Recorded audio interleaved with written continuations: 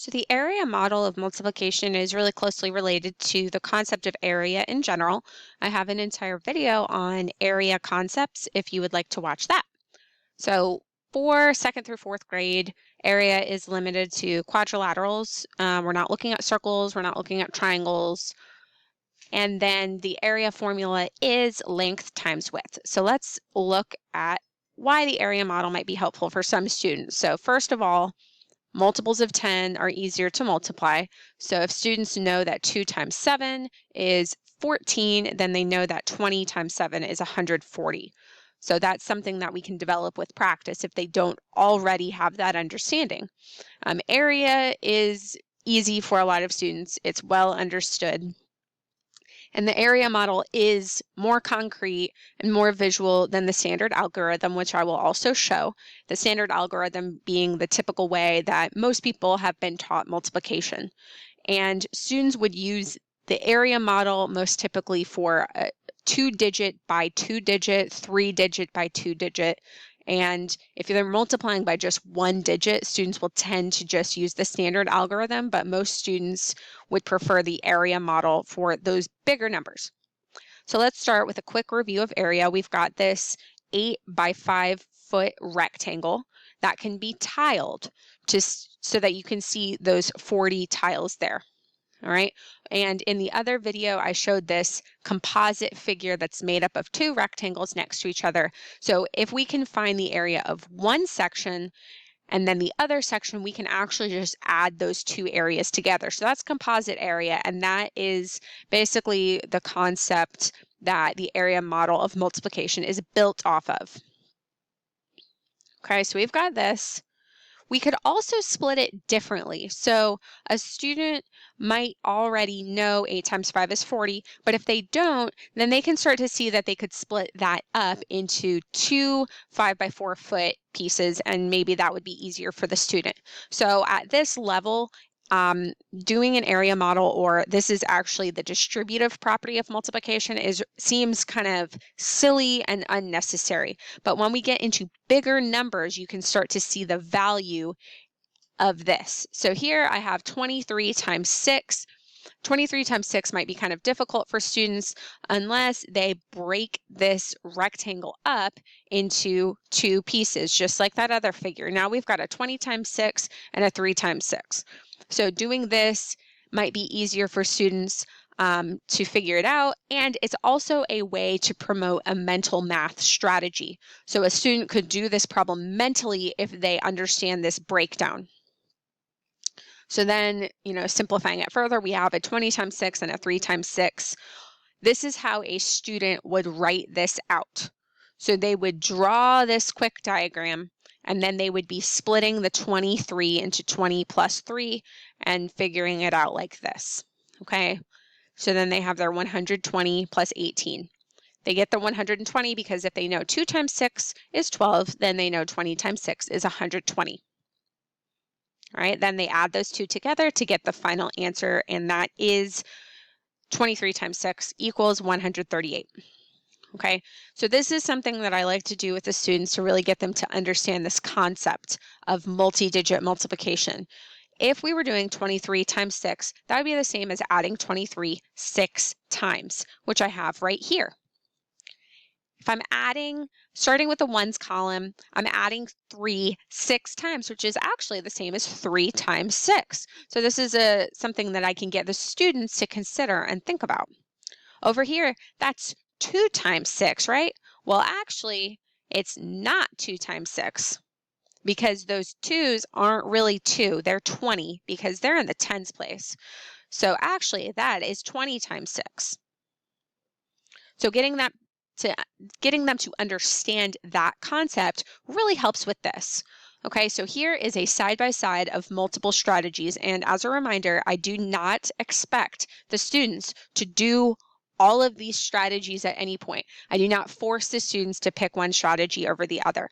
If they prefer the standard algorithm, then that is welcome and that is acceptable in the classroom. And there's no discouragement of that. But if they are struggling and they don't understand multiplication, I would rather them have a method that works rather than them having to struggle and struggle and struggle through a method that just doesn't work for them.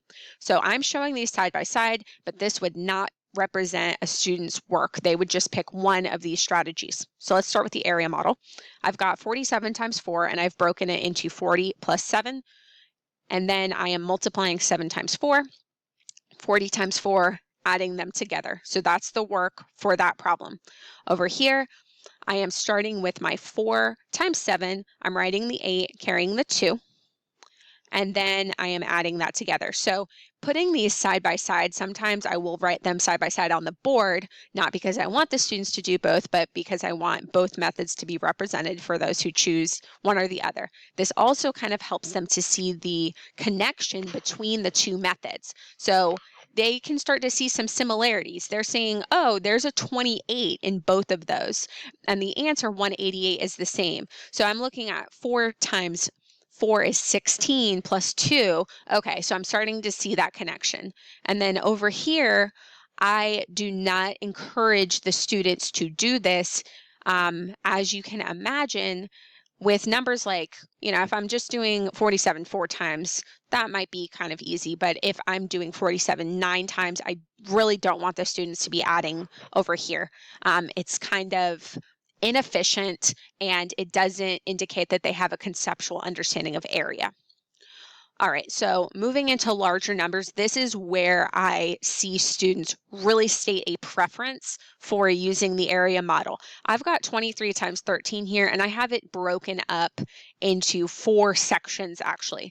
So I'm going to kind of go through what each of these sections are, but I color-coded them so that you can see that difference. So first, I have it split, and I have 20 times 13 and 3 times 13. But I can actually split the 13 more so that I have now a 20 times 10, 3 times 10, 20 times 3, and 3 times 3 here. Okay, so I'll show you exactly how a student would write this out. It's very simple, but this is a visual model. So starting with a visual model can be helpful for students because then they see why they are writing the numbers that they're writing. So they're seeing the reason, and then that helps them to remember. Memorizing procedures is not helpful for most kids. They forget and they don't really know what they're doing.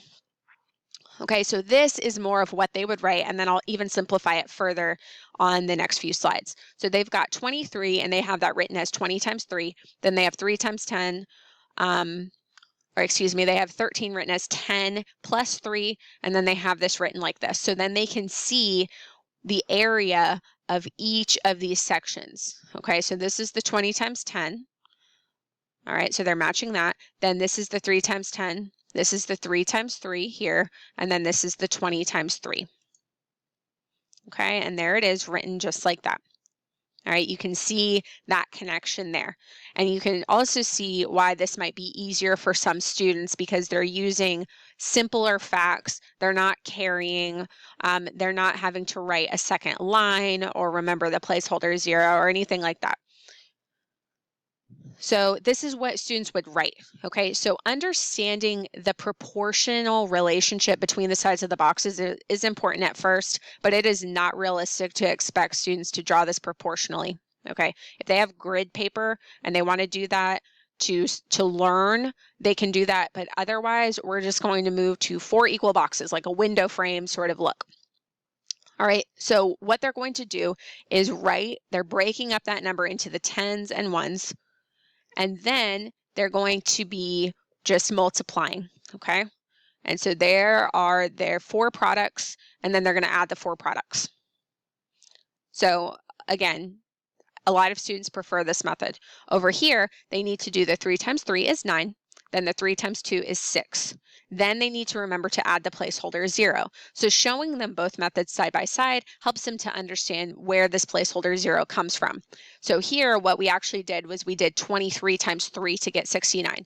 And now we're doing 23 times 10. Okay, and that's why we're putting that placeholder 0 there at the beginning of the multiplication. Okay, and then we have that. So that's 23 times 10. Then we add them together and get 299. Putting them side by side helps the students to see the connection between the standard algorithm and the area model. All right, let's do some other examples. So I've got 223 times 8. Again, I drew this proportionally, but I don't necessarily expect students to do that as long as they understand what they're doing. Okay, so here it is, not proportionally. This is how they would typically write it on their paper. All right, and they've got the 3 times 8, 20 times 8, and 200 times 8. All right, for numbers like this where you have a single digit, again, a lot of students just want to do that standard algorithm rather than do this area model, but this kind of helps them to understand the concept of what they're doing. All right, so there we go. We've got that, and there's our final answer. Here's another example where I have a 4-digit by a 1-digit number. It's the same thing. They're just breaking up that number, 3,223, into 3,000 plus 200 plus 20 plus 3, all times 8. So then they just write those sums or the products into the boxes, and then they find the sum of all of those products to get their final answer. Here we've got a 3-digit number by a 2-digit number, and this is where this method really makes sense to a lot of students because it saves them from making a lot of different errors. So we've got 223 times 83. So students are just going to write in those products and then add them together to get the final answer. So if students are doing a 3-digit by a 2-digit, the traditional way, a lot of times they'll tend to make some mistakes with those placeholder zeros, with adding, with carrying digits and forgetting to erase what they've carried, etc. Okay, and then again, with 3 by 3, you can do the same thing. So it gets to be kind of tedious, but doing this really large multi-digit multiplication by hand kind of tends to be tedious, which is why we don't spend a whole lot of time on it. I want the students to understand this at a conceptual level, but realistically, in the real world, they're going to be using a calculator for most of these types of things. All right, the 2-digit by 2-digit is where I focus most of the instructional time, and anything by a 1-digit number, which I encourage them to be able to do mentally. Okay, with a 3-digit by 3-digit, no matter what way they do it, it's going to be tedious, it's going to be drawn out. So this is just one way to kind of keep their work organized and try to make sure that they didn't make a mistake here.